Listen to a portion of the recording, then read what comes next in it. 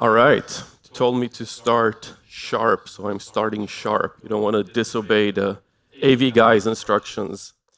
Uh, so for this session, I'm going to do a few things. The first thing I'm going to do is I'm going to make you all painfully aware of how mean you're being to yourself and how bad of a manager you are to yourself.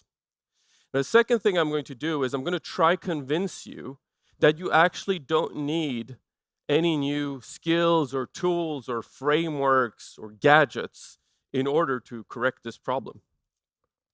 Now, what I want to do is I want to show you how we can use all the things that you know, all the things that you and your team use today to actually become better at leading yourself. Now, hopefully, if you manage to do that, that's going to lead you to all the great things that all the self-leadership coaches promise, like productivity and achieving great things and working on the right things and shipping more product. But what I really want you to be is just, I want you to be happier. I want you to be happier in your life. Now, some of the things I'm going to be talking about today, I've been doing them for over 10 years, and some of the things are quite new to me. Now, the reason I started to formalize this way of working with myself was because about 2 or 3 years ago, I left a company that I was part of founding. I've been at that company for 14 years. For 14 years, I was always part of a team. I was always part of a bigger context. And then all of a sudden, I decided to work by myself. And when you work by yourself, what happens is all the normal guardrails, all the normal checks and balances, people checking in on you with your work, and all the daily stand-ups, and all of that goes away. So while it might feel really nice to think about it, of like, oh, I'm the boss of myself, it's actually quite horrible. Because number one, as I'm going to show you today, you're not really that good of a manager to yourself. And number two, you have all the freedoms in the world. Since you have all the freedoms in the world, what are you going to do with all of it? So you need to be able to set direction. So what I did was basically I started to lean on all the techniques that I use with the teams that I work with, the teams that I coach. And I said, what if I adapt these to myself? What if I do this type of work with myself? I view myself as a team of one. And once I've started to do that, I kind of recognized that, hey, even when I was part of a bigger context, I was always this team of one. I should have always had a plan for myself instead of just being part of the flow. So my name is Martin Mazur. I'm a consultant, coach, a speaker. I work with companies on bridging the gap between technology and business. So basically, I go in and I help companies work in a better way so all the developers and product team and management just can ship better products that their customers will love. I do this either by working with the whole team or working with specific individuals. Of course, you can find me online. If you don't want to ask questions here, feel free to ask me questions online on all the different social medias. Now, first things first, you got to know me. I want to get to know you. Unfortunately, I won't be able to listen to all of you, but I just want to get a gauge of the room. Like, how many people here are in formal or informal leadership positions today? Hands up. Okay, keep your hands up. Do you feel that you're doing a good job with the people around you? Yeah? Yeah? Most people are. I think if you work in a formal or informal leadership position, you can take your hands down, and you get to stay in that position for an extended period of time, you're likely doing a pretty good job. Now, for the rest of you, you're working in agile teams. How many people here work in agile teams with agile practices and things like that? Yeah. So the techniques I'm going to show you here are basically based on leadership skills, classical leadership skills, reapply to yourself. But if you've worked on an agile team, if you worked with an empowered team and you've used techniques on that team, you're going to recognize this and you're going to be able to exploit this and use it for yourself, even if you're today not working as a leader. So my point here is you don't really have to be self-employed in order to lead yourself. This is something that benefits all of us, right? So the way I like to think of it is, if you think about yourself as a production unit, you are your own product team, right? Then you're supposed to deliver on the U Incorporated. That has a product with a bunch of stakeholders around it that you have to deliver to. It's not only the stuff that you deliver at work, it's also the things you do with your family and your personal life, your health, your friends, your spiritual life, like all the things around you. You have to manage that you incorporated to keep all the stakeholders around you happy and to make sure that you keep functioning in the long run. So when I talk about this, I'm not only talking about this from a professional vocation perspective, I'm talking about this from a whole perspective. So we need to be able to manage that team in a very well-structured way. The question is, are you really doing that?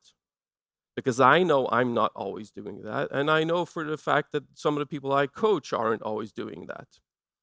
So the question becomes, if you viewed yourself as a manager, now imagine you're working at U Incorporated, and you have yourself as a manager, would you just right up go and resign if that was an actual option?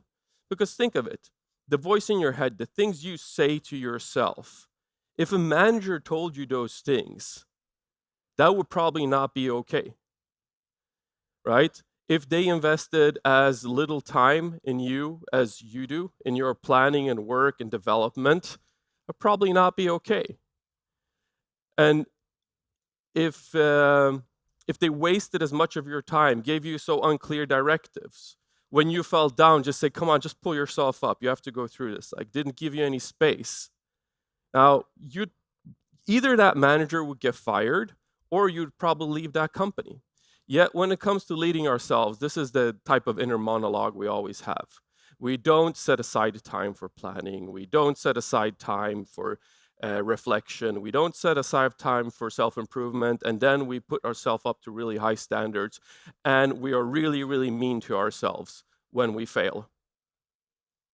There's no way of succeeding. Like this, if this was a real company you incorporated, that would be a complete failure project. So the call to action, the simple thing we're going to talk about today is the idea of how can you actually prioritize you. When I say this, I don't mean you should neglect all other people around you. It just means that you have to put some of those resources to work on yourself. Now, there are some books on self-leadership and what that means and how to use it, but my claim in this talk today is you don't need any more tools. If you are leading people today or in a formal or informal way, you probably already have all the tools you need to become a better leader for yourself as well. And it's not uncommon for people in leadership positions to neglect themselves because they always want to be there for the team. They always want to be there to support everybody else, and they tend to forget themselves in the mix. Now, this is a classic failure of you have to put on your own face mask before you can help others. If you drown as a leader, that's also letting your team down. Now,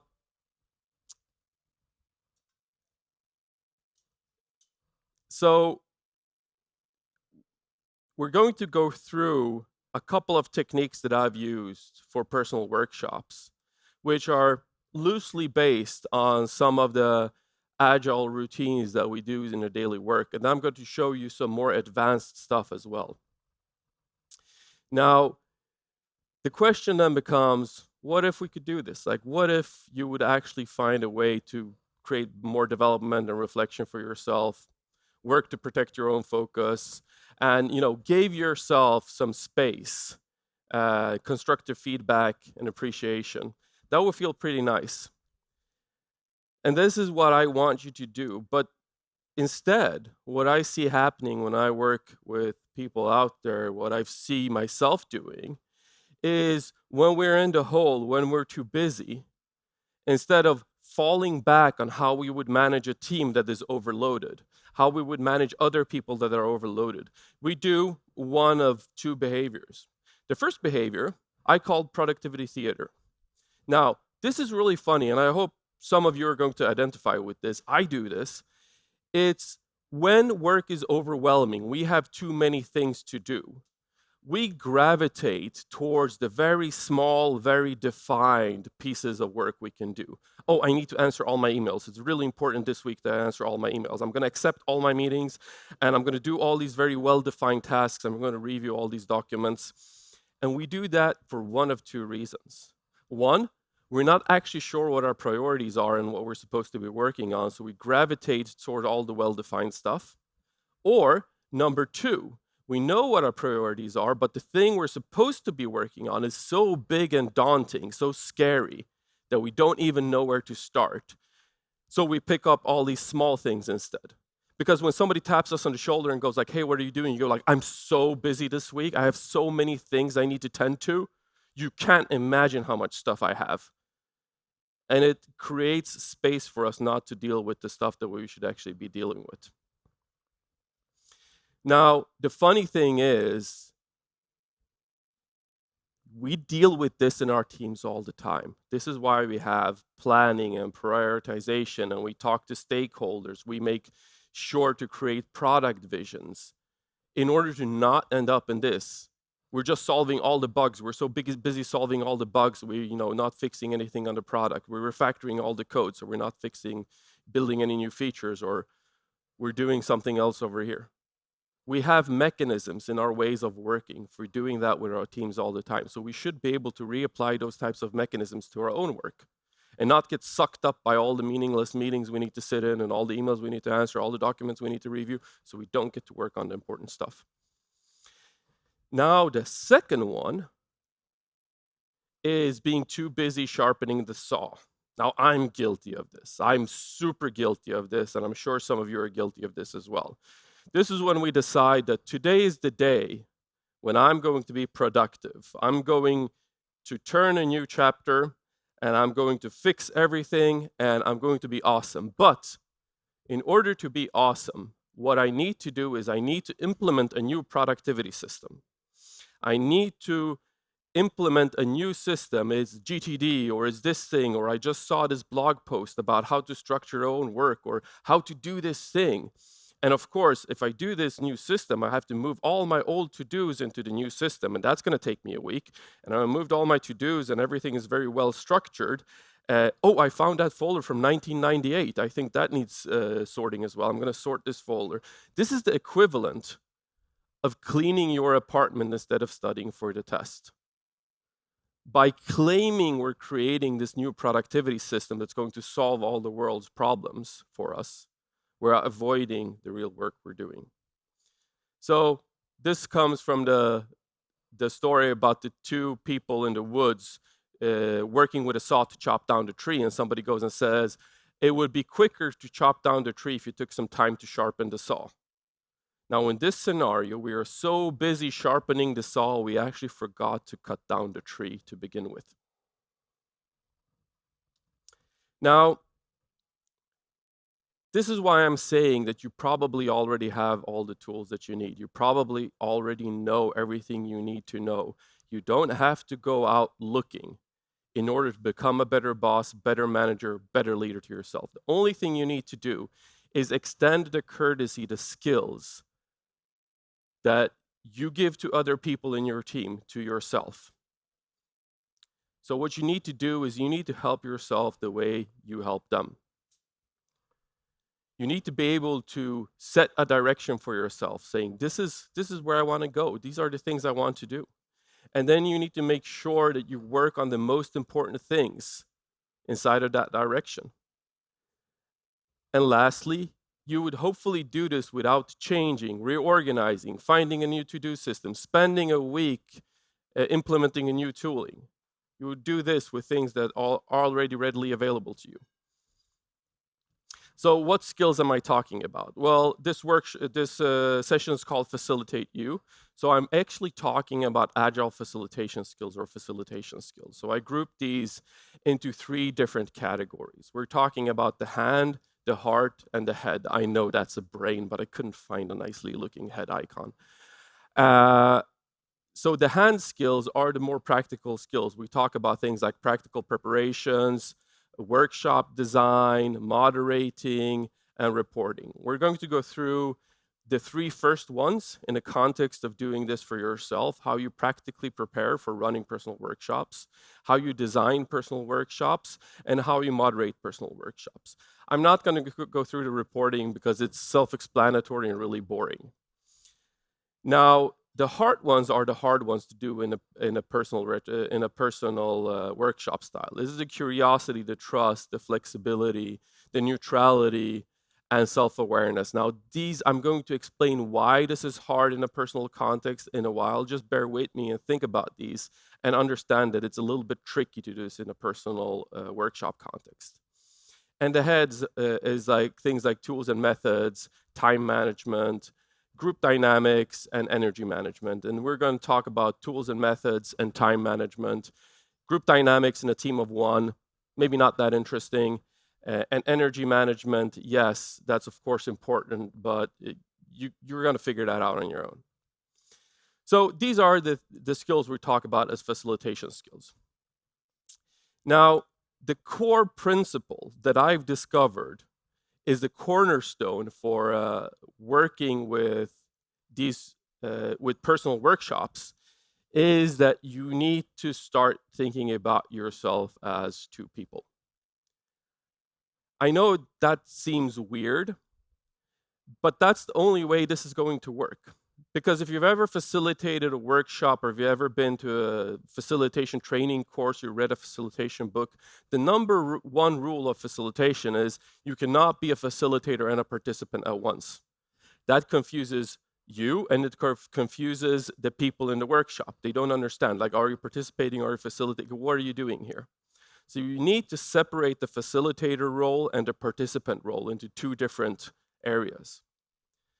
And now you're thinking of, but I'm just one person, like how am I going to do that? Well, we don't have cloning machines, so that will be the easy part. Clone yourself, you can facilitate your own workshops. Everything's fine, we don't have to be here today. But what we could do is we can time travel. And I don't mean literal time travel, I just mean that you could use the concept of past you, present you, and future you as three different types of people. It's not that mind-bending if you think about it. So if you want to be a nice person to future you, you can actually create workshop materials or facilitate workshops from the past. So when you arrive in an hour or a day's time into these materials, they're so self-explanatory, you can focus fully on being a participant, right? So this is what we're talking about here. We're talking about splitting yourself up into different roles to designing these types of workshops that you work with every day in a way that it's easy for you to attend them and be fully engaged. And when you do that, it feels really nice. One, it's pretty fun to actually set these up. So sitting down for an hour and figuring out how am I going to do a personal retrospective? What's the questions I have to write down?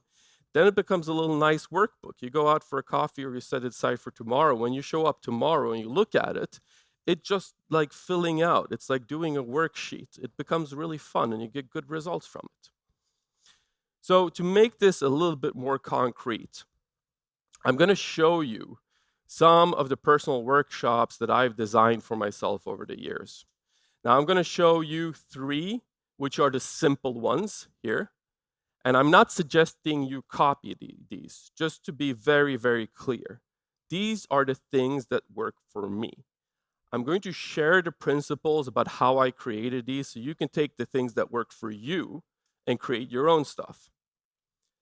Now, I'm going to share three simple ones, and I'm going to talk about two more complicated ones, and I'm going to show you a few techniques to get over some hurdles with doing workshops for one person. Now, the simplest one, the simplest technique I used is daily check-ins.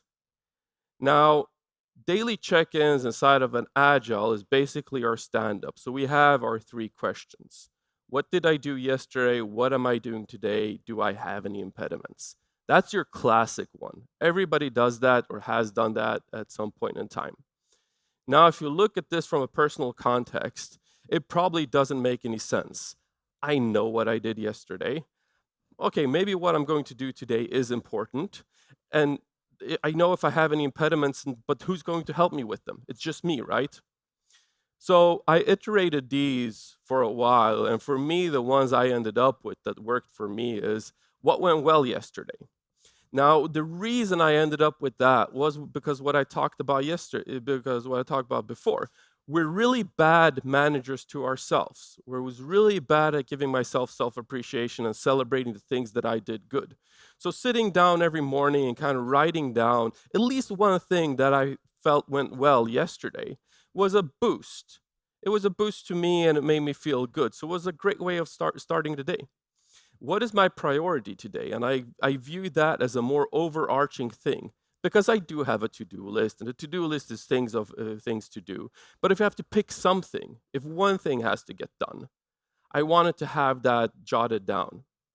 And I want to do that in the morning because priorities in personal life can change quickly, or in professional life, or if you work as an individual consultant.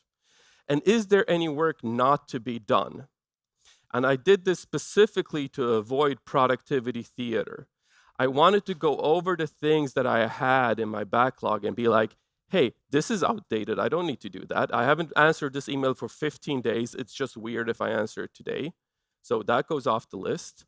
There, this thing has expired. I was supposed to send this CFP, but the conference thing has passed. Because otherwise, you have a list of a bunch of things that you're just not supposed to be working on, right? Things that aren't relevant anymore. So these are the ones I ended up with. And I've actually, I will be honest, I did this practice up until summer. And then after summer, I've actually fallen off the daily check-in things. That happens to all of us. It's fine. Like, I might come back to it if I find it useful. Right now, I don't see that I need it. So this is also a thing to keep in mind. Check on yourself whether you need to use something or not. But I ran this for many years up until summer, and after summer vacation, I haven't really established this. The way I did it was I usually had a physical paper that I prepared the evening before. So I wrote down the 3 questions on a physical paper and I left them on my desk. So when I came in the morning and took my morning coffee, it was really easy to just answer them.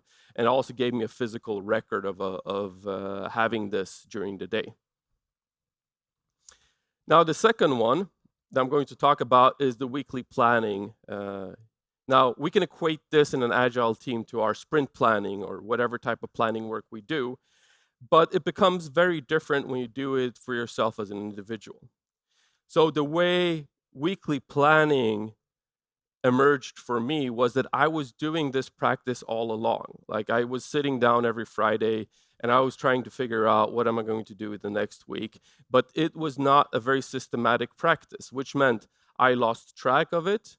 It took a very long time for me to do. I got easily distracted, and it was just not a nice experience. So for me, it was like, okay, I need to formalize this because I don't want to spend my whole Friday afternoon in some kind of weird planning session with myself where I'm not getting anywhere. So I jotted down the steps that I usually take in order to do my planning work. And then I said, can only take 45 minutes for me. I'm not allowed to spend more time than 45 minutes on doing this on Friday. And I still do this today. So again, it's about you creating your own system. Now, I do this in front of my computer because I have to review my to-do list, which is in Todoist. I have to review my calendar. I have to review my email. I have to close my tabs. I do a lot of work on my computer. So I had to do my weekly planning at my computer, so I put the list in Todoist. And every Friday, it automatically generates a new list for me, and I can sit down 45 minutes, cross off all the stuff on that list, and I know I'm ready for the week to go. Now, you all think I'm a really organized person because people go like, who does this?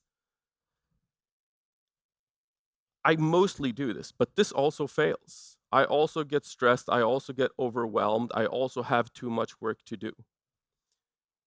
And so this is not my most important planning practice. This one is my most important planning practice. And I wrote about this on LinkedIn, and like people were like, yes, this is great. And then I wrote a blog post about it because people seem to find it useful. And I find it useful, and I use it with people that I coach. So what it is basically a getting back on track planning. A planning which is right here, right now. When I fail to do my planning sessions for 2 weeks in a row, when I am overwhelmed with work, when there's too many things I need to tend to, what do I do here and now? The first thing I do is gather data, and I usually do that by brain writing. So I just sit down with a blank piece of paper and I write down all the stuff that I'm thinking about. This can be tasks, this can be worries, this could be anything. It's personal or work related, just write it all down. Once I've gathered all the data, I try to sorting through it. I try to sorting through the things I can actually affect, the actionable items, and moving all the thoughts and worries to another bucket. So those are important, but those are not for now. I can't do anything about those here and now. I can only do things about, I can only act on the actionable things here and now. Then I take all the actionable things and I have a rule for how to sort them. Things I need to do today, things that I need to have done this week, and things that can wait, okay? Then I do all the things that I need to do today. Now, this works for me. I'm not sure it's going to work for you, but the reason I do this is because I'm having a hard time thinking about rebuilding the house while everything is on fire. So I really want to put out the fire first. Everything that needs to get done today, I need to cross off the list so I have some mind space in order to do the rest of the planning. Then I schedule all the things I need to do this week in an urgent list, right? And then I put the things that can wait into a later list together with the worries.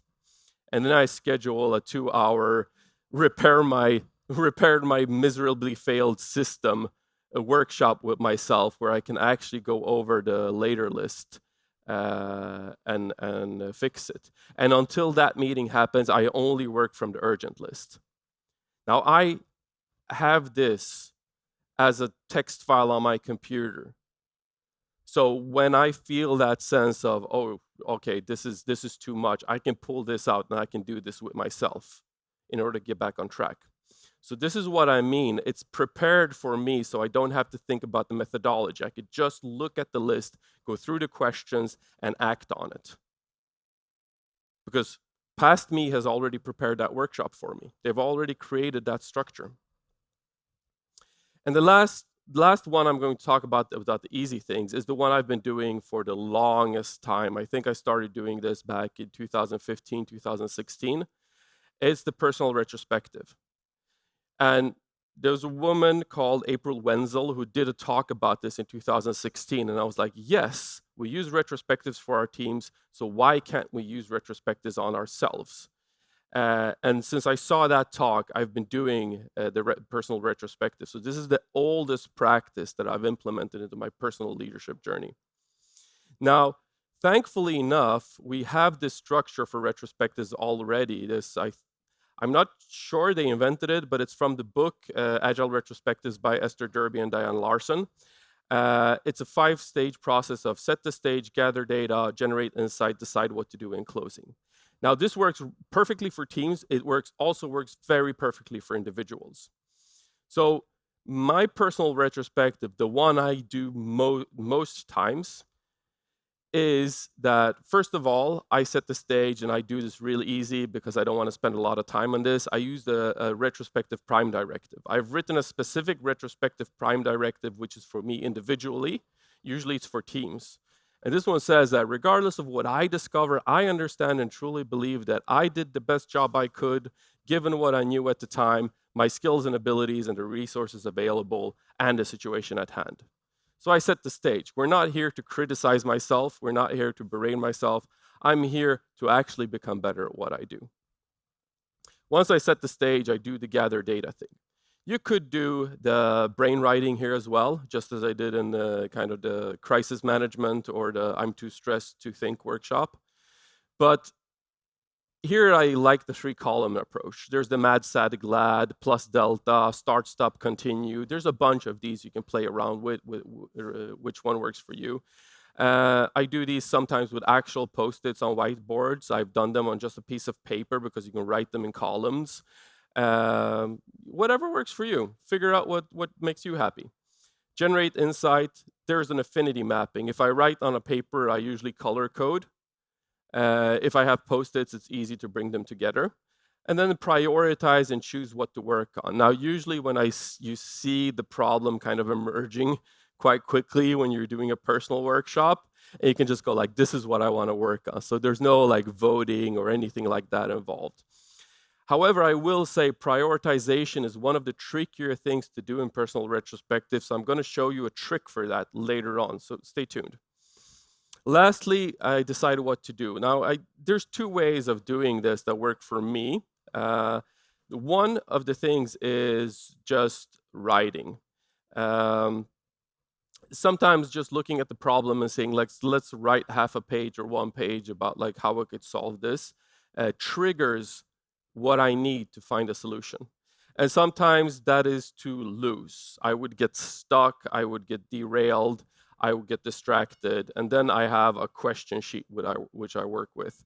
And this is based on coaching questions that I use in my job with my clients. So basically, what is the real challenge here? And what else? Dig deeper. What resources do you have that can help? What is the goal? And what's the smallest step you can take?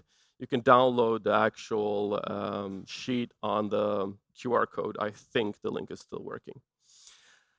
Now, again, this speaks to what I said before. Be ridiculously specific. Plan the workshop meticulously because you are not there to guide yourself through the workshop. So the questions and instructions and everything has to be as clear as possible for you to be able to sit down and actually work through those questions. Now, the last thing I do is I try to celebrate. I'm really bad at celebrating, but when I do one of these retrospectives, it can be a small thing, going out, having a really nice coffee or celebrating with a beer or getting an ice cream or whatever feels good to you. I think it's important. It's a step that's easy to skip, but I think giving ourselves some niceness is important when we do these things because these are hard to do. And if you've probably done a retrospective if you work in an Agile team, you've probably held retrospectives if you're a leader on an Agile team. So this should be fairly easy for you to start doing, and don't take my practice, to make your own practice. So how do you make your own practice? Well, this is the facilitator's guide to personal workshops. These are the things I want you to think about when you're facilitating, meaning when you're sitting down and structuring the workshop for future you to attend. The number one thing, I've already talked about this and I can't say this enough, start with what you know. Don't put in exercises or things you haven't tried out that you don't know how they're going to play out. It's cool doing new things, but it's more effective to use the tools that you've already tried out, that you already know how they can fail, and you already know how to write the instructions well for them. So start with what you know. The same goes for formats. I prefer doing them physically, disconnected with pen and paper or whiteboards or post-its, just because I spend so much time in front of the computer anyway. But if you choose a digital tool, I've done some in Miro, things like that. Pick a tool you're already comfortable with and familiar with. Don't experiment and pick a new tool. This is not the place to be creative. So start with what you know. Now, the second one is write clear instructions, ridiculously clear instructions. Think about when you write the instructions, you're writing them for somebody else, not for yourself. And you're not going to be there to answer questions around these instructions. So how clear can I be? Now, the reason we want to do this is because this allows you the full separation of facilitator versus attendee. So when you then take this retrospective and you're going to work with it, you can be fully immersed as an attendee inside of this workshop. You don't have to think about, oh, what was it I was supposed to do here? You can be fully immersed. Put the times on there. Do this for 10 minutes, do these for 15 minutes, or so on and so forth. So when you participate, you can just follow along, follow with the worksheet, follow the exercises, okay? So be ridiculously clear. Break down large exercises. This is kind of the same point, but some exercises might be large, and when we would do them in a different type of workshop settings, we would not break them down. We would just have one instruction because we are there as a facilitator to be like, oh, and now the next step is, and then the next step is. But if you have large exercises, you want to do large exercises, make sure to break them down into smaller steps, explain each step, and set timings on each step individually. Use templates. Use and create templates. I love creating these templates like I did with the retrospective outcome template or whatever, because they're reusable. Once you have them, you can print them and you can use them again and again. So it becomes nice. And normally when we do workshops with our teams, we might want to do a new workshop every time because it's more fun that way. We make it more fun and interesting for the team. When I do personal workshops, I tend to feel that I want to do the same workshop over and over again because I get better and better at doing it. So I become more and more effective. I get through the material quicker and I get better results. So the reusability of the material is really nice here. So use templates, create templates. And then intentionally decide when and where. Just like we do with our teams, we send them a calendar invite saying, this is the time you're supposed to be here for this long time, and this is what we're going to be doing. Do that with yourself as well, because if it's not on your calendar, chances are it will not happen. Chances are you're just going to be like, oh, yeah, whatever. I was supposed to do this, but I don't have time. I have some other thing to tend to. Set aside the time, block the time, make sure you're there, and then pick a place which is nice for what you're doing. When I do more work-focused workshops, I tend to want to be in my office or co-working space where I work, or a conference room. If I do more personally focused things, I usually like to go outside if it's possible, if the weather allows. So you could also do things at your favorite cafe, whatever works. Like pick a stage, a place that you find enjoyable, where you think that type of workshop will work.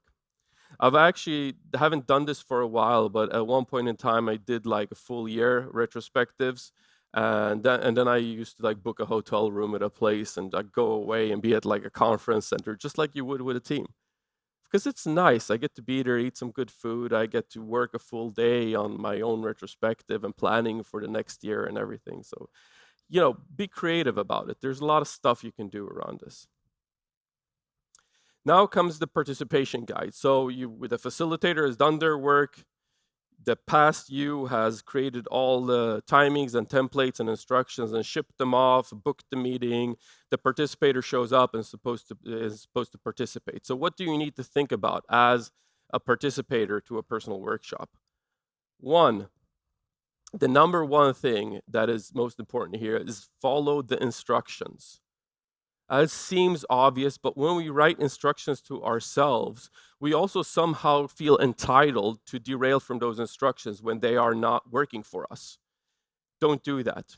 The facilitator spent time on this. They wrote the instructions in a specific way for you to use them. Now you should follow the instructions, even if you feel like, this is not, the first time it might not be fully well defined. That's okay. That's okay. Follow the instructions. The second one is use a timer and follow the timings. Like what I use is a hit timer for training. The reason I do that is because I can set up multiple timers. So I can structure the whole workshop. There's 10 minutes of this, 10 minutes of this, 15 minutes of this, 20 minutes of this. And I hit start and it kind of shifts colors, right? So I go through all the stages and I have to reset the timer between every exercise. So it feels more real to me. Like the timer keeps me going and engaged. Make sure to use a timer. Don't overdraw on times. Sometimes we feel that if it's only me in the workshop, whatever, if I only work 2 minutes on this, or whatever, if I work 6 minutes when it was supposed to be 5 minutes. If the thing is 5 minutes, it's 5 minutes for a reason. It's 5 minutes because if you finish in 2 minutes, you have 3 more minutes to reflect if there's anything you forgot. So don't move on to the next step. Sit there for the rest of the minutes and think about the exercise. If it's 5 minutes and it feels a little bit stressful, it's a little bit stressful for a reason. It's supposed to only be a quick exercise, and then you're supposed to move on to the next step. Now, you may discover ways to improve things. Save those for later. This brings me to having a parking lot. When you do personal work, a lot of stuff pops into your head all the time, at least my head. And not having an ability to put those things somewhere is going to derail me from the workshop I'm trying to do. So I always have a piece of paper next to me, being like the parking lot. So when I have these random thoughts of, oh shit, I should feed my lizard, I can just write feed lizard on the paper, and I don't have to like immediately pause the workshop to go and feed the lizard. So having a parking lot is really easy, is really good to not become derailed. And the last thing is give feedback. When you finish the workshop, if the instructions were unclear, the times were too long or too short, something felt off, you didn't get the results that you wanted, give feedback, because the facilitator is going to want to know that. And I always write feedback for myself so I can review it for the next time. All right? And people are like, so what do you really do? Like, you actually sit down and yes, I do. Because that's how we end up in these situations of being a bad manager to ourselves in the beginning. We don't take enough time to lead ourselves. We don't take enough time to structure our work because we somehow feel we don't deserve it. But we do it all the time for our teams and the people around us. So, yeah, write down stuff. Now, I have a few minutes left, and I'm going to talk about what happens when things get tricky, because we talked about the daily check-ins, we talked about the weekly plannings, and the retrospectives. These are the three most simple things you can do. Now, I've done some other types of workshops with myself when it didn't play out as expected. It was really hard. The exercises didn't make sense, and I would have to find creative ways to solve that for the next run of the exercise. And the way this came about is I've during the last 2 years, I've been doing a lot of workshops with clients. And some of the workshops I've been doing with my clients, I was like, hey, I would like to do that for myself. Let's see what happens. The first one I want to talk about is the supervillain workshop. Now, the supervillain workshop is a workshop I designed for my clients in order for them to name the pain, is what I call it. So the result of a supervillain workshop is that you get a bunch of supervillains that you can hang on the wall in your workspace, where you can talk about, these are the things we need to be mindful of. These are the things slowing down our way of working. Okay.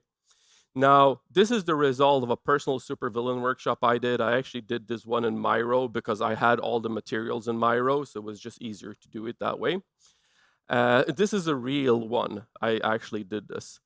But this is just the end result. So we have to check in, we have to talk about bright spots, we have to talk about pain points, do some prioritization. And the problem is that the way the supervillain workshop was designed is it was highly interactive. It was based on there being a team of people talking to each other, having conversations, creating ideas together. So when I had to redesign it for doing it myself, it felt really lonely, and I didn't have the creativity level inside of it. So I'm going to show you another one, and I'm going to show you some of the tactics I used in order to get past this. The personal roadmap workshop, this is another thing. I've been using the now, next, later framework for a lot of my clients for basically figuring out what are we working on now, what's the things that we're going to work on next, and what are the things that we're going to work on later.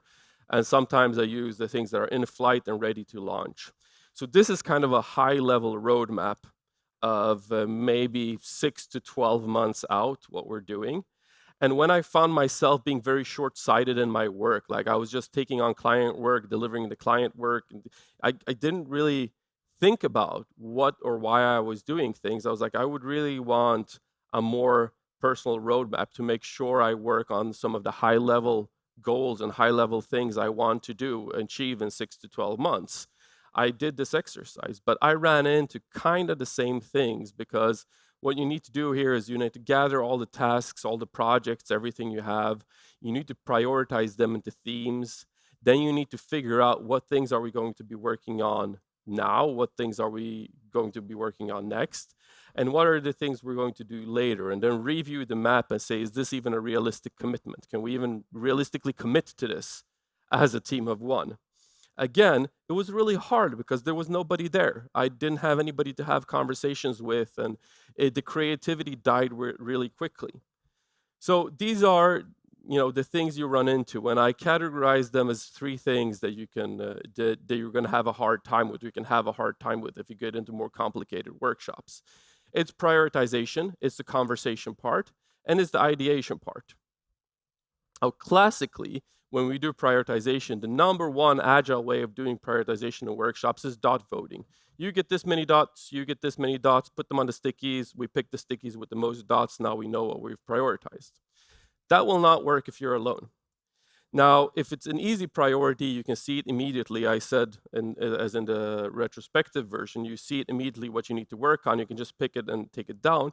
But if it's more complicated, like in the roadmap example, I don't really know which one of these is my actual priority. They're all important to me. What I figured out, you can do a tournament.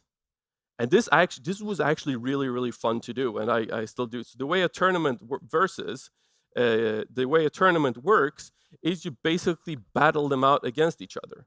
So pizza versus pineapple. For me, pizza always wins. I prefer pizza. So pizza stays, beer moves in.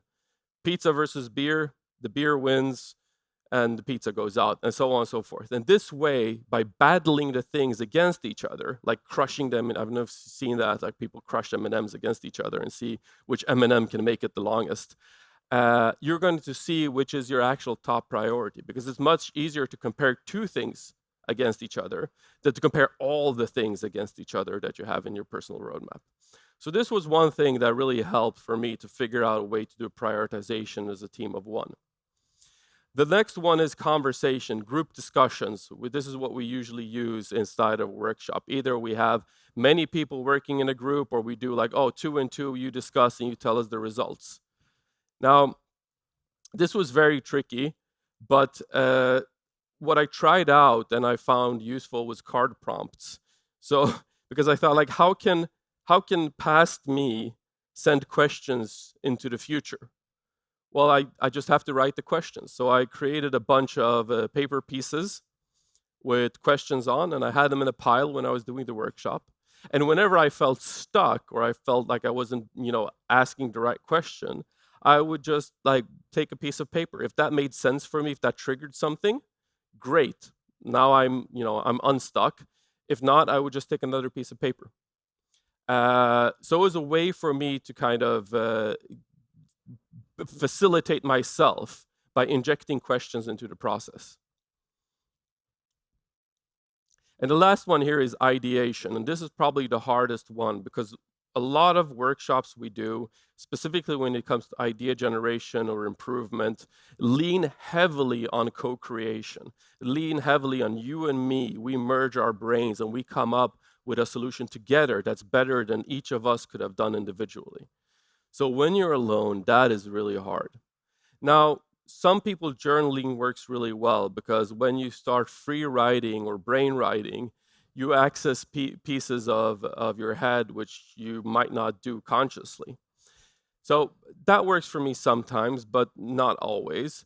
Another thing you can do is solo exercises. Now, there are actually inside of the ideation toolkit a lot of solo exercises people use. For instance, there's the Crazy Eights exercise, which I used with myself. Now, the Crazy Eights exercise is you set a problem at the top of the piece of paper, and now you have 8 slots to figure out solutions to that problem. And you're supposed to do it 1 minute each. So you only have 1 minute to fill out each of these things. The reason this exercise works is because the 3 first ones are the obvious ones. Those are the answers you would give if somebody asked you. But when you get to 4, 5, 6, 7, and even 8, that's when you get into more creative answers.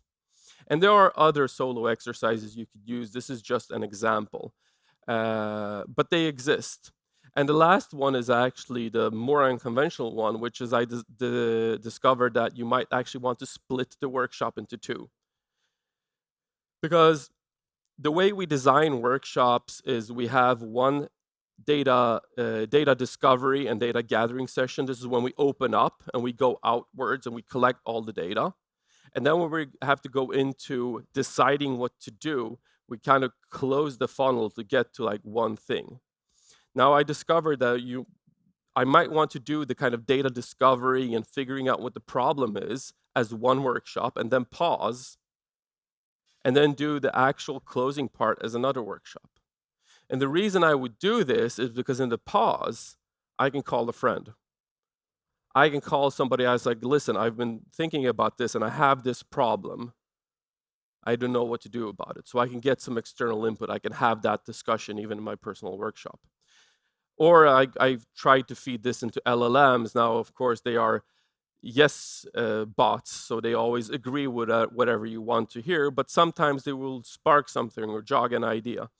So that way you can work with some of the outputs from the first session, and then you can create another session for closing it down with all the information you gather from your friends or LLMs or external resources or whatever you want to. So that's the thing I figured out for handling some of those more tricky situations. Now, with about 10 minutes to go, I'm going to leave some room for questions, and I'm going to give you my final takeaways from this workshop so there are no misunderstandings, because I have shown you some concrete techniques. But what I really want you to do, is I want you to set aside time for yourself, to care for yourself, to plan your own work. But I want you to do it with the tools that you have available, with the tools that are comfortable to you, that you know how to work with. I don't want you to copy my system. I want you to design your own personal workshops, because this is exactly what we do with our teams. We tailor our ways of working to our team, right? The second thing is I want to encourage you to use past you to do the planning. Think about this mental split. Think about you're not able to facilitate and attend the workshop at the same time. So when you do this, if there's only one thing you remember, make sure to create all the facilitation up front and create all the instructions up front. So when you attend the workshop, that's a very pleasant experience. You can just go down the worksheet, fill everything out, and it's going to feel great. And last thing, I just want you to be a better boss to yourself. I want you to be nicer to yourself, use nicer language, give yourself some appreciation, and generally cut yourself some slack. Thank you so much. Thank you for coming to this session. Thank you for listening to me. It's been great being here.